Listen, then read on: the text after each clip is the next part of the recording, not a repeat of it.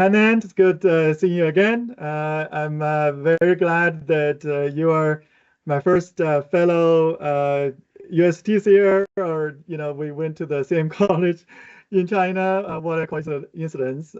So great to have you on the podcast. Hi, thank you. I feel lucky too. All right. So we'll start with a brief introduction of you.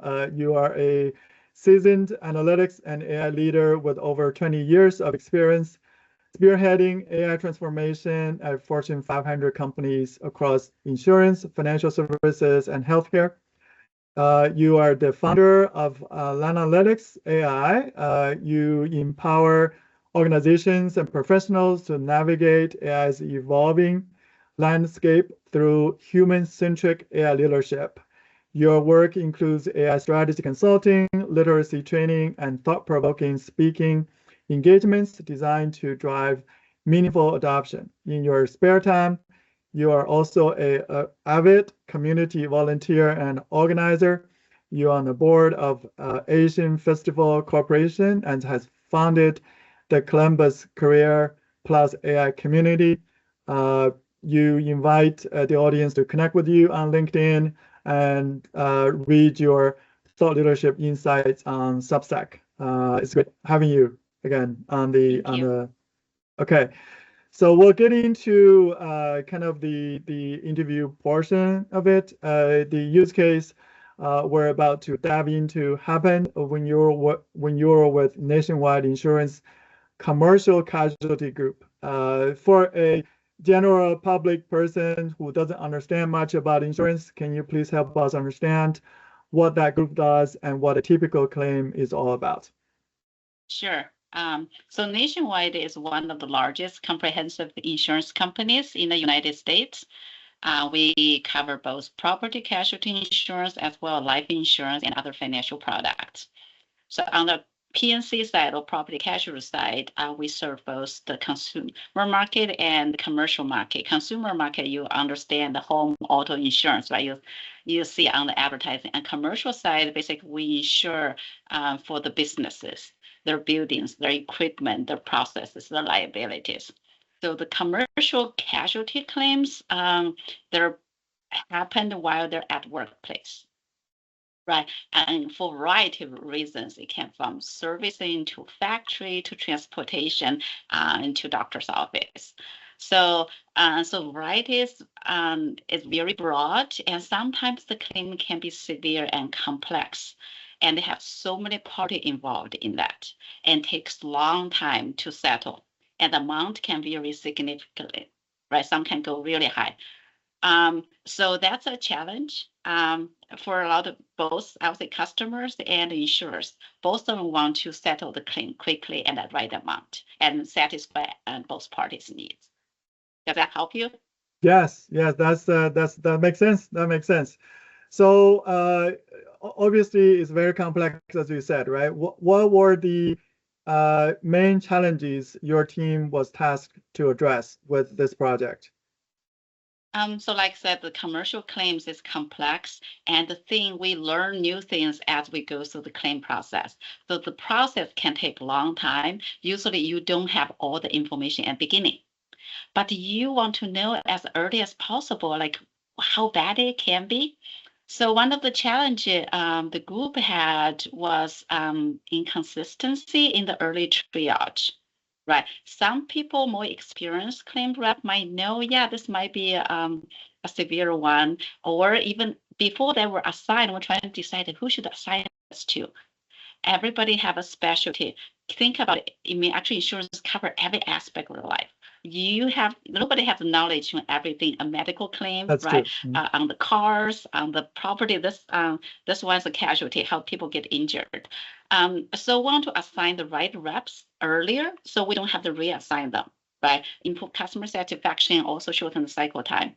And second, we also insurance want to set the reserve, so we have money set aside to pay the claim earlier. Then we know how much liability we have in the future. So setting the reserve earlier accurately, that help the insurance company too. I would say third one will be how can we optimize the resource process? We know who need to involve. Sometimes maybe legal need to involve in some point. So that's the goal of this project. Can we predict the severe casualty cases earlier in the life cycle, in the claim cycle, so that we can assign right adjusters, right, set the right amount of reserve, and flag the cases may be complicated, and at the same time actually help customer getting, getting payment earlier. And another challenge we have is they have sift through all the information to figure it out, right? It could be police reports, could be medical reports, it could be in handwriting notes from, or even just notes in the claim system that adjusters put in, because they're on site and they have short time, use a lot of the shorthand abbreviation, and you wouldn't decipher it. And so we have to figure out how to get all the different sources information sift through and accurately predict how likelihood it can be severe. Okay. Okay, there are a lot of nuances, complexities, and stuff. So if you were to, say, okay, these are the few challenges, right? But what would be the desired outcome after the project?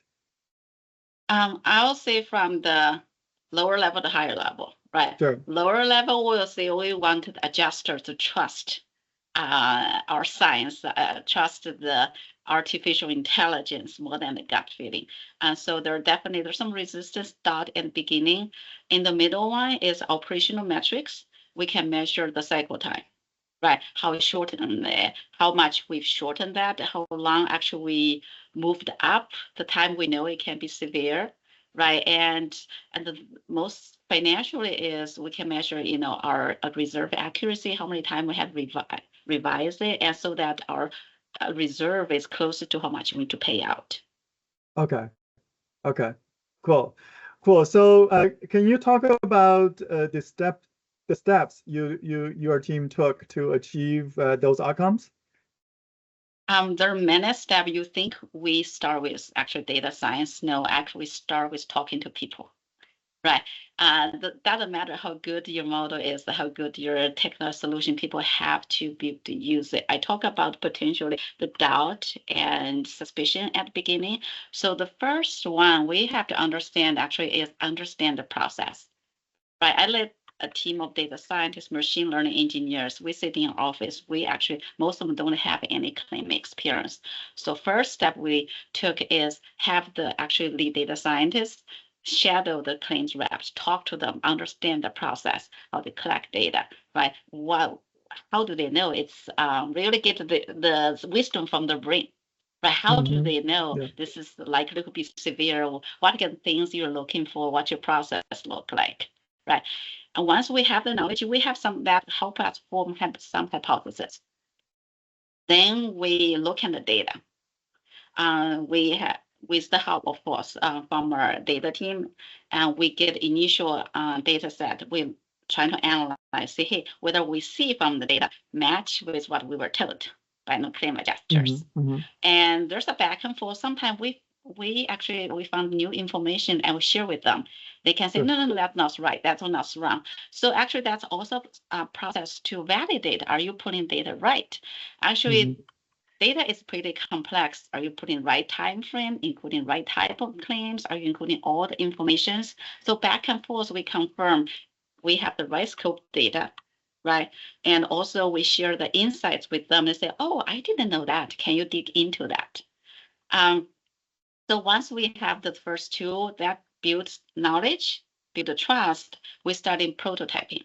I'm all big fan is it don't think AI can solve everything, a model can solve everything. Tell me, if I have the magic wand, how would you change your process? Right. So we ask that question. We will share very early prototype with them, assuming the mockup assumes everything works. Is that what you want? How would you change your process? So those are the early steps to ensure we are working on the right problem, have the right assumptions, and we gain trust from the users.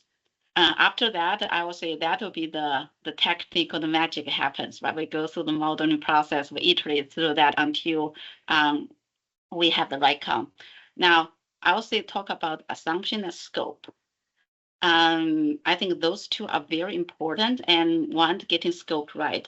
Like I said, the claim process can be complex, so many different scenarios. So we narrow down this is type of things we want to analyze.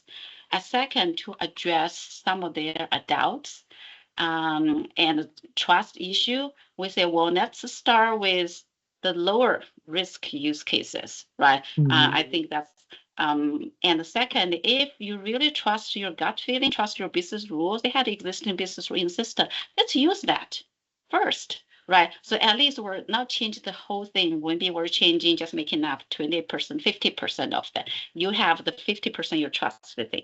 And that's not exactly how we implement, but give you an idea. So they have something to fall back. But we continue to track the process to say, hey, which one actually performed better? So I think through the iterative process, we give them assurance, right? We respect all the knowledge you've gained over time, but we're adding something new. Hopefully that'll be useful to you. Let's test out together. That's a great approach. So one thing that I found interesting here is that just from our previous conversations, right? Looks like from a technical perspective, it's not just a predictive analytics project. It's not just a NLP or natural language processing project. You somehow combine the two together. So can you talk to us a little bit more about how this combination worked for you? Sure. So people always talk about AI ready data, right? Data have been ready to AI. Actually, we use AI or use machine learning to improve data too, from both sides. I'll say first place we use is to understand the data. I feel data is representation of the real world. When the real world is messy, you're showing up your data. It's not the data's fault, right? It's the represent real world. So how can we make that more understandable by the model? So first thing we had is we create a dictionary. We translated those shorthands, abbreviation, acronym to standard English so that model can understand. There's specific terminology like in medical field.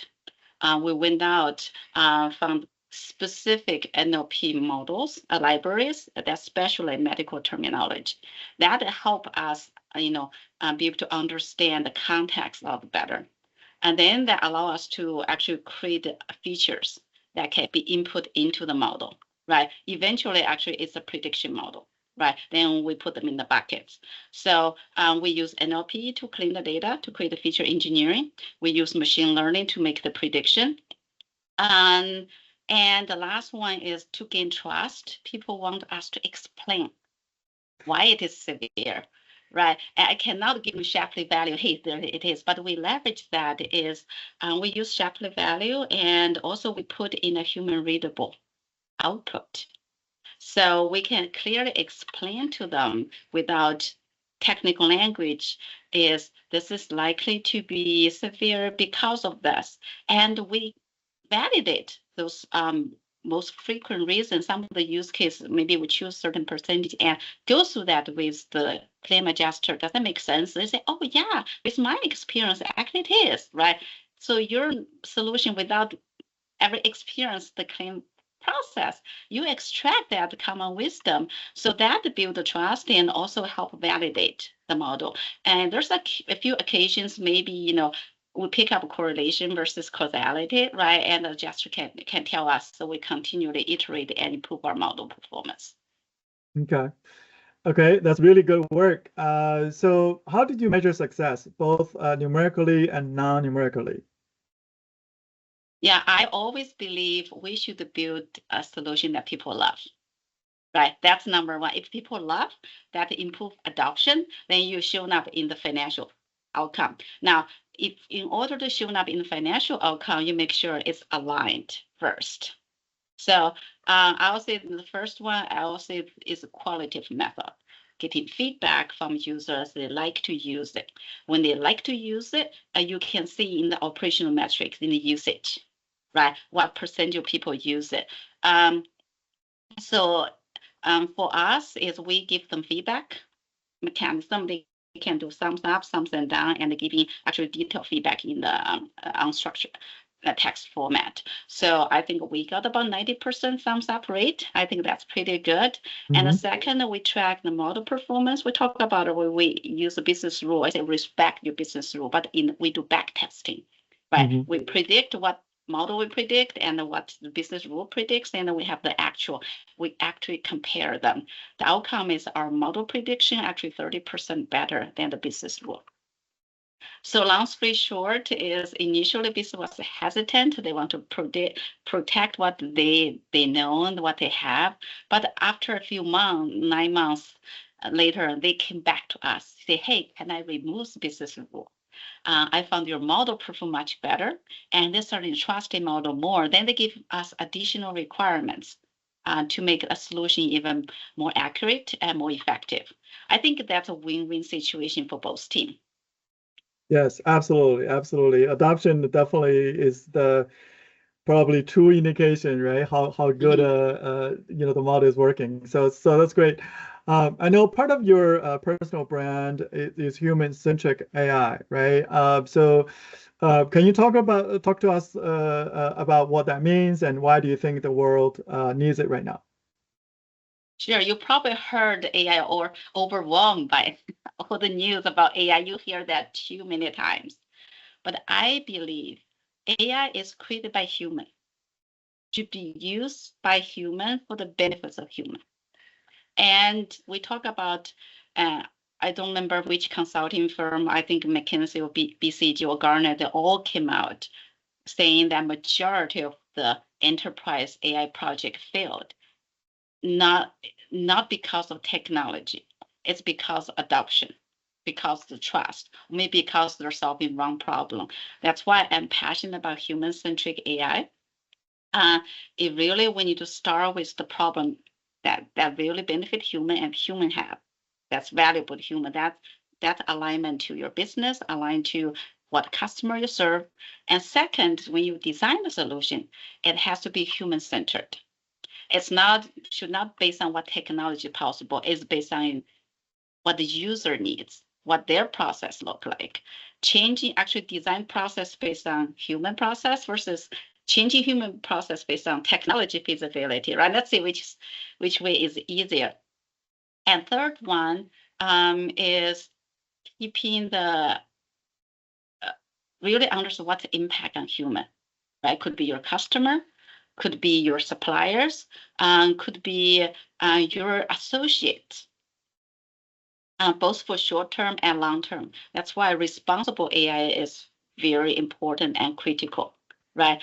If you roll out something without going through this regular process, care about ethics, care about usability, privacy, eventually come back and bite you. And we've heard in some company in the news because they they rush to implement AI solution without thinking through the process. So in the companies having very rigorous AI governance and their best practices become very important.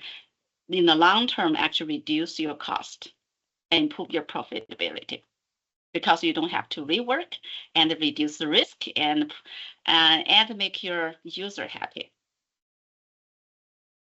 Okay, well that's great. It all makes sense to me. I wish you the best as you launch your business, and I look forward to see more coming from you and your clients. Yeah, if anybody or need a human-centric AI, help, I love to help you. Oh, one more thing I want to add is even talking about not just company, we talk about employee careers, right? Technology skills important, but the human skills will become the new premium in the future. Okay. And okay. I love a conversation like this. You don't want to have this conversation with AI either. That's right. That's right. That's right. It's all about people, right? Like at the end of the day, it's how can you improve people's lives, whether it's employees or your customers and stuff. All right, makes sense. Okay.